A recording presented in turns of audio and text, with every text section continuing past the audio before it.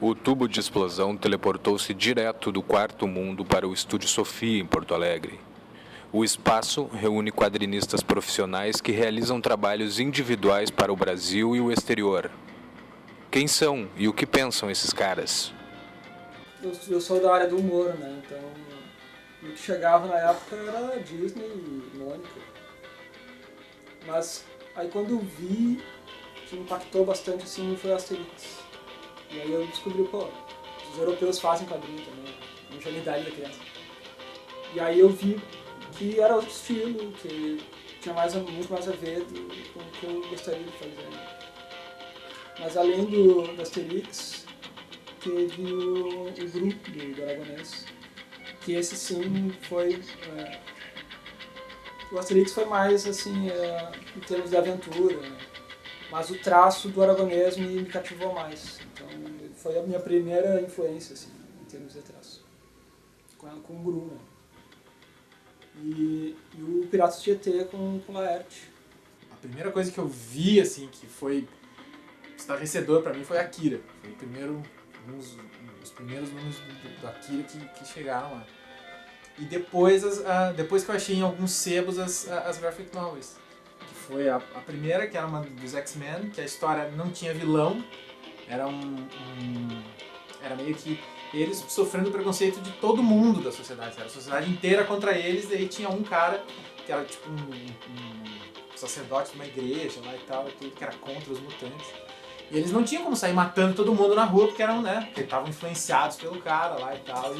E pra mim essa história foi muito foda, assim, tipo, bah, né, que história diferente das outras, porque não tinha vilão, não tinha nada, né, e ainda assim era uma história muito boa.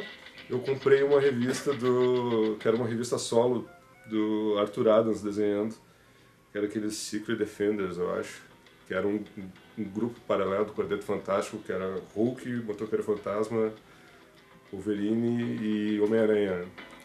E ali eu pirei também, tanto com o traço do Arthur Adams, quanto com o personagem Wolverine, né, cara? Porque até, apesar de eu conhecer ele visualmente, eu, tipo, não fazia nenhuma ideia de quem ele era até ler esse gibi. E aí eu pirei, o cara não tem só umas garras, tipo, o esqueleto todo dele de adamante. Aí aquilo ali, quando, piada de 13 anos, minha cabeça explodiu, né, cara? E eu comecei a ler, comecei atrás de X-Men. E aí fudeu, porque daí eu conheci o Jim Lee. E aí com o Jim Lee ali foi, eu acho que foi foi realmente o que... Eu saí da pira do desenho animado e... é quadrinhos que eu quero fazer. A gente já era amigo e foi pra Belo Horizonte, pro FIC, em 2011. E lá na experiência do FIC, a gente acabou conversando, pô, quem sabe a gente faz um coletivo, assim, aluga um lugar e trabalha juntos, né? Porque a nossa profissão ela é muito solitária. A gente trabalha cada um na sua mesa, no seu canto, e fica chato, né? Fica muito solitário mesmo. E a ideia era se juntar e mesmo que cada um tivesse na sua prancheta, trabalhar junto, né? E cada um traz as referências, né, diferentes, influencia o outro, de certa maneira. E essa ideia da experiência de trabalhar com a gente, eu já tinha trabalhado em outros estúdios, então já meio que sabia, já fazia um tempo que eu estava trabalhando em casa e pelo menos para mim, eu estava sentindo um pouco de aflição dessa coisa de ficar sozinho o tempo inteiro, assim. Aí, na FIC, a gente começou a conversar. Eu lembro que estava eu e o Rafa, a gente foi almoçar e trocamos uma ideia por cima, o Rafa ficou interessado, tá, voltando para Porto Alegre, vamos ver isso aí então. Chegou em Porto Alegre, aí o Carlos Ferreira, que é o outro figura do estúdio, estava com a gente. E a gente começou a comentar, a gente tá a fim de alugar um lugar, e ele, eu tenho um lugar que talvez esteja vago. O Carlos já tinha trabalhado aqui nessa casa com o Rodrigo Rosa, numa outra sala lá do fundo, onde o Rafael Sica também tinha trabalhado nessa mesma sala. E ele falou, eu sei que lá na casa da Sofia Veloso vagou uma sala, vamos lá dar uma olhada, vamos. E então foi isso, a gente conversou no FIC, 2 semanas depois em Porto Alegre, quando a gente voltou, 2 semanas depois a gente estava visitando a casa, 1 semana depois a gente estava se mudando, assim, foi um processo muito rápido de vir pra cá. A principal busca era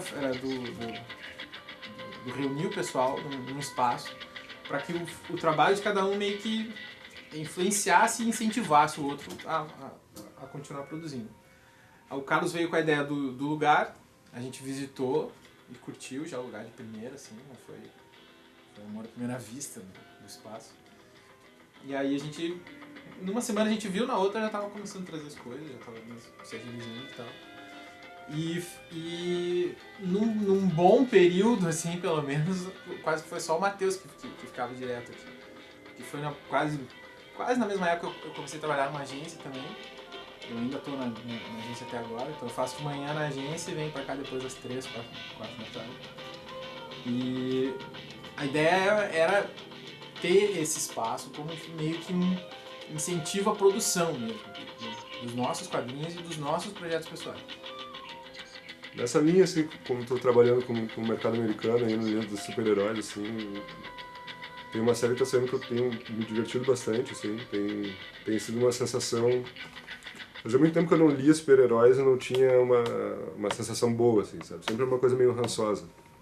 Não conseguia recuperar aquele espírito da minha adolescência de me divertir lendo uma história de super-heróis.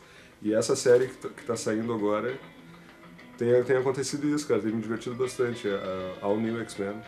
Outro autor que eu gosto, que eu estou gostando bastante, é o Guy Delis. Ele é canadense, eu acho, que faz